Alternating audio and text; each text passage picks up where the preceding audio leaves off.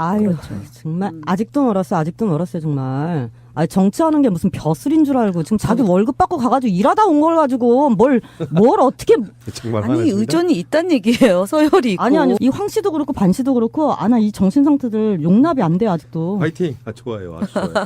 한국인의 위상을 드높이고 누구나 좋아할 만큼 10년 동안 고생하고 왔으면 국민들 자체의 의존이 이제는 있을 수 있다고 생각하는데 그가 온갖 이명박 박근혜에 빨아들이면서 뭔가 말도 안 되는 행보를 하다가 또 여러 가지 논란 끝에 대선 후보가 되겠다고 들어오는 상황에서 의존 요구하고 또 의존 그것이 무산되니까 마치 자기는 지하철을 자주 타는 양 그런 형식으로 그렇게 가게 돼서 서울역 같은데 난리가 났습니다. 그러니까 어느 정도 좀 생각이 있게끔 아까 말씀하신 그 2만 원짜리 무슨 티켓이요. 지하철 타려면은 그럼 사실 그것도 안 맞는 게 교통카드 그냥 쓰면 되잖아요. 네. 근데 굳이 또 뭐 돈을 넣어가지고 티켓을 끊으려고 하는데 10,000원도 아니고 2만 원 넣다가 또 발견되고 어디서 언론에 사진 한 장 제가 찍어가지고 볼 때는 플레이하는 그런 것만 먼저 하려고 그러니까 아이고. 이 주변에 있는 사람들이 다 감이 없는 거지. 예, 없는 거죠. 아니, 감이 다 없는 게 감이 아니라 감의 문제가 아니고 지하철을 안 탄 그러니까 사람들이 그 얘기예요. 의존을 그 하는 거죠. 감이 없다라는 네, 게 네. 그런 거죠. 다 익숙치 않은 그렇죠. 행위를 이게 이제 저런 거잖아요. 그러네. 그러니까 안 해보다가 이게 참 비교가 그런데 국회의원 처음 나가서 그래서 전혀 안 해보다가 가령 시장에 가서 안 먹던 순댓국을 먹어보려고 한다든가 안 타던 지하철을 감자 냄새 맡는 거나 고추로 만든 가루 뭐 이런 거. 딱 아유, 그럴 그 때 귀한 보이는 거.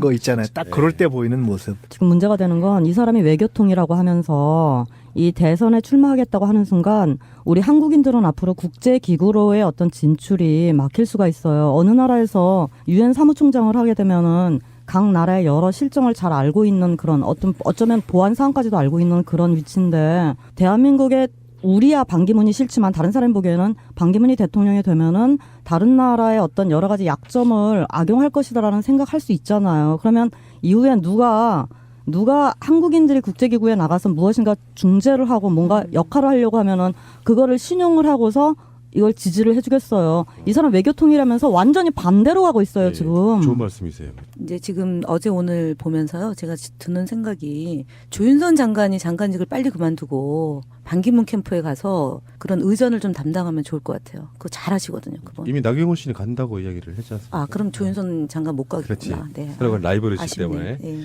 선관위의 유권 해석이 저는 마음에 안 드는데 반기문 전 유엔 사무총장의 출마 자격이 되냐 안 되냐 논란이 많았었거든요. 선관위가 문제 없다 이렇게 했는데 이렇게 설명을 좀 해드릴게요. 공직선거법 16조에 보면은 출마 자격 조항 중에 선거일 현재 5년 이상 국내 거주, 공무로 외국 파견 기간, 국내 주소 두고 외국 체류 이 중에 있는데 반기문은요 국내 주소 두고 외국 체류한 게 아니고요. 일단은 사당동에 어제 전입신고 했다라고 하고요. 다음에 공무로 외국 파견 이것도 아닙니다. 정확히 말하면 우리나라의 외교관 이런 게 아니고 단순히 개인 자격으로 유엔 사무총장 하다 돌아온 거예요. 논란이 뭐냐면은 선거일 현재 5년 이상 국내 거주인데 이게 원래 법 취지에서는 선거일 현재 계속하여 5년 이상 국내 거주라고 돼 있었던 것이 바뀌었대요. 그게 87년에도 바뀌고 87년에 주로 바뀌었고요. 그다음에 지방선거에서만 97년에 바뀐 선거법에서 지방선거에서만 계속 국내 거주가 포함돼 있어서 내가 선거를 나가려고 하면 그 시점으로 뒤로 서구을 해가지고 5년 연속 거주를 했어야 된다 이런 이야기고요. 반기문 씨는 지금 10년 동안 외국에 나가 있던 상황이었는데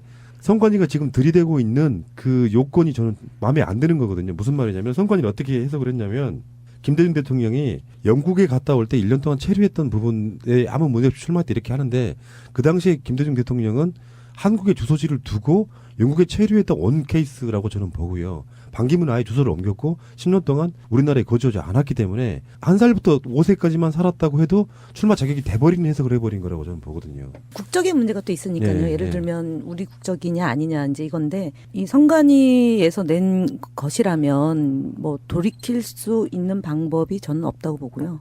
선관위가 이런 유권 해석을 했으면 이게 아마 전체회의에서 법관들이 이제 판단 내린 거라고 보고 존중해야 되지 않아요? 선관위는 근데 너무 보수적 기회주의인가? 보수적 진보적 보수주의자인가 제가?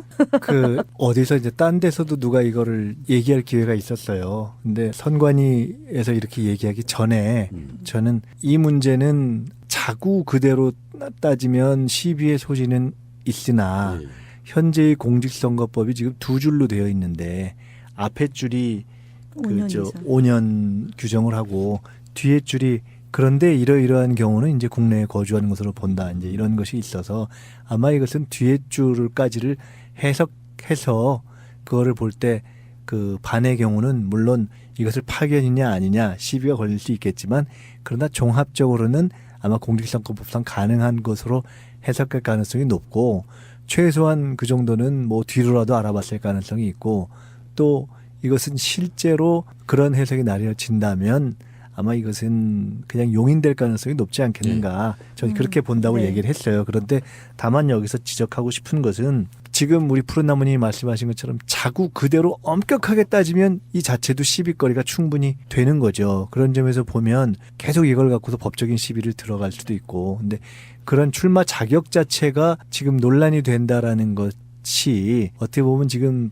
반기문 총장이 들어오는 순간부터 무슨 이런 선거법 자격 문제 또 검증 문제 뭐 친척 문제 또 뭐 위안부 문제 등등 그런 어떤 논란거리들을 다 안고 시작하는 불안정성을 보이는 예. 하나의 사실 이게 굳이 따져서 이 자격이 정말로 법적인 문제가 자고 그대로 따져서 되는 것이라면 이렇게 아무리 떠들어봤자 출마 자체가 불가능할 수도 있는 문제이기 때문에 굉장히 불안정하다는 것을 보여주는 거 아니겠어요? 그래서 그런 것을 보여주는 것인데 더 중요한 것은 애초에 이것이 헌법에 계속해서 5년이라는 것의 취지는 그냥 단순한 의미에서 그 사람이 여기에 살았냐 아니냐라기보다는 우리가 조금 적극적으로 해석을 해본다면 적어도 대한민국의 대통령이 되려는 사람이 대한민국에 대해서 일상에 대해서 네. 이해하고 있어야 된다는 어떤 그러한 우리가 이 제정자들의 정신을 지금 우리가 들어가 볼 수는 없지만 그러한 정신이 담겨 있는 것이 아닌가. 그러니까 그렇죠. 5년 대통령 임기가 5년인데 예를 들면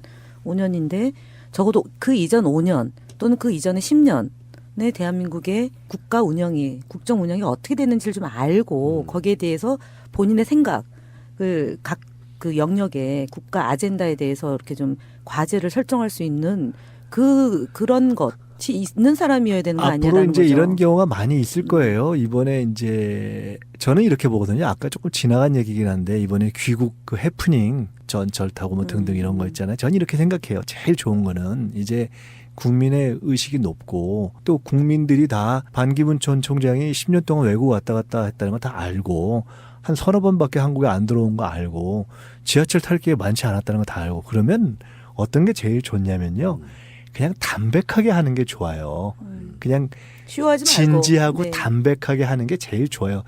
이걸 갑자기 막 시장 가가지고 뭐 하는 것처럼 하고 이제 그 수준을 사실 벗었거든요. 그리고 자기가 정말 글로벌한 어떤 외교력 이런 게 강점이라면 나 이런 부분에 강점인데 다른 부분은 조금 내가 약할 수 있습니다. 이러고 그냥 품격 있게 들어오는 게 낫지. 거기서 갑자기 이렇게 했다 저렇게 그런 것이 사실은 불안해 보이죠. 많이 나타날 거예요. 네. 그런 네. 방식에. 그래서 저는 예를 들어 앞으로 많은 검증의 기회가 있겠지만 TV 토론 같은 거 하면요. 이게 속일 수 없거든요. 그렇죠. 이게 갑자기 외워가지고 나온 거는 이게 정리가 안 되거든요. 이게 막 하다가 보게 되거든요. 아마 그런 모습을 많이 보게 될 텐데 이제 그런 것을 이렇게 몸에 배어 있지 않은 것이 이제 드러나겠죠. 그런 검증이 더 무서운 검증일 것이다 생각합니다. 네. 지하철 이벤트는요. 반기문 씨가 재미를 좀 본 게 있어요. 뉴욕에서 지하철은 뭐 굉장히 뭐 거의 체험을 한번 타본 모양이에요. 시민들의 반응이 너무 좋아가지고 한국에서도 한번 써먹어 볼까 하는 바로 그런 게 참여해. 근데 퇴근 시간에 네. 지하철은요 정말 민폐거든요. 타려면은 그렇지. 오후 뭐 3, 4시나 혼자 이런 타든가. 시간에 해야죠. 그리고 네. 얘기했던 것처럼 경호가 확실하게 많이 붙는 사람이기 때문에 예. 민폐거든요. 예. 시간대를 잘못 정한 것 같습니다. 자, 반기- 애썼어요. 네. 했었어요. 반기문 이야기는 제가 정리를 좀 하면은 제가 이걸 의제로 설정한 이유가요. 선관위 때문에 그렇습니다. 실제로 18대 대선 때도 비슷한 유권 해석을 내릴 때 박근혜에게 굉장히 유리한 유권 해석을 많이 내렸거든요. 뭐 예를 들면 우리가 그 쌍두 노출 사건 기억하실지 모르겠는데 부산 같은 데 가가지고 카퍼레이드 이런 걸 못하게 돼 있는 선거법. 선수죠 후보. 그거를 선거법 위반이 아니다 이런 식으로 계속해서 박근혜 유리한 쪽으로 내려줬던 사람들이기 때문에 우리들 입장에서는 약간 트라우마가 있는 거예요 이게. 그래서 선관위에 대한 문제는 굉장히 권력층의 약한 중립적이지 못한 걸 몸 보여주고 있어서 이것도 화들짝 놀라는 겁니다. 일고의 가치 없다 이런 느낌이거든요 지금 유권 해석이. 이 논란에 대해서 뭔가 적극적으로 좀 분석해줄 그런 느낌이 아니고 만약에 반기문 출마 자격이 없다고 유권 해석을 내려버린다면 전국이 올 혼란까지도 다 염두에 둔 저는 그런 해석이라고 보는 거죠. 자 선관위 자중하시고요.